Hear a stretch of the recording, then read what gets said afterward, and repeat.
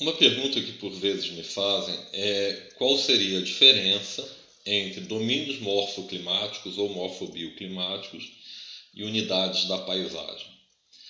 Bem, para responder essa pergunta a gente tem que voltar no tempo, né?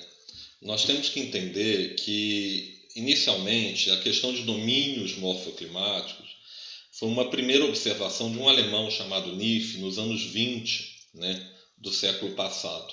Então esse cara viajou muito o mundo, teve na África, teve no Brasil, teve até em Petrópolis, Rio de Janeiro, e vários lugares da Europa, Ásia. E ele foi observando, né, que você tinha espaços naturais, eles, pelo menos fisionomicamente, eles eram muito semelhantes de acordo com o clima em diferentes porções do globo. Então ele viu muita semelhança da savana na Venezuela, com a savana na África, com a savana na Índia, né? E que tem essa semelhança também com o cerrado, a savana brasileira. Ele viu semelhanças entre as pradarias nos Estados Unidos, os pampas, em outras regiões que você teria esse tipo de clima que favoreceria esse tipo de vegetação.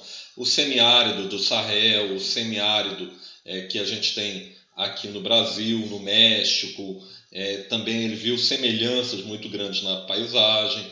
E aí ele lança a ideia do clima agindo sobre a superfície, moldando as formas do relevo e criando os domínios morfoclimáticos. Bem, essa ideia é original dele, mas vai ser a escola francesa, sobretudo um nome que é muito popular no Brasil, com Tricard, que vai fazer isso ganhar muita força mundialmente. E o Tricard vinha muito no Brasil, teve muito contato com o Absaber, foi uma das pessoas que influenciou o pensamento do Absaber.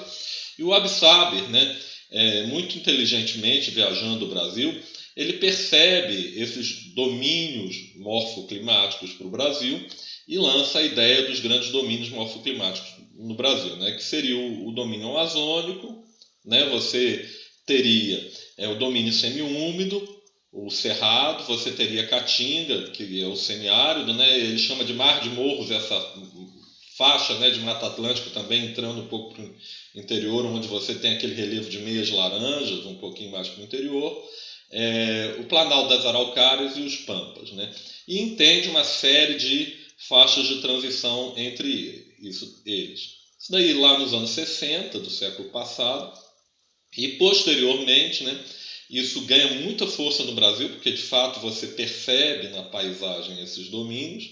Isso depois ainda passa a ser chamado de domínio morfobioclimático, quer dizer, não é o clima e o relevo casando, é uma vegetação também, né, ou pelo menos uma fitogeografia típica, né, para uma fitofisionomia típica para cada um desses domínios.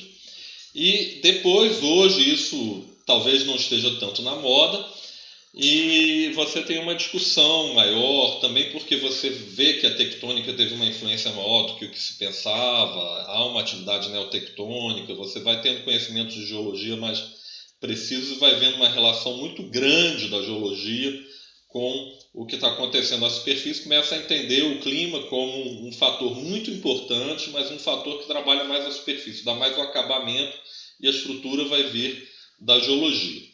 Bem, e aí, juntando isso tudo com outros conhecimentos, hoje em dia se fala muito de domínios morfoclimáticos ou morfobioclimáticos, mas você também já tem paralelamente a ideia de unidades da paisagem.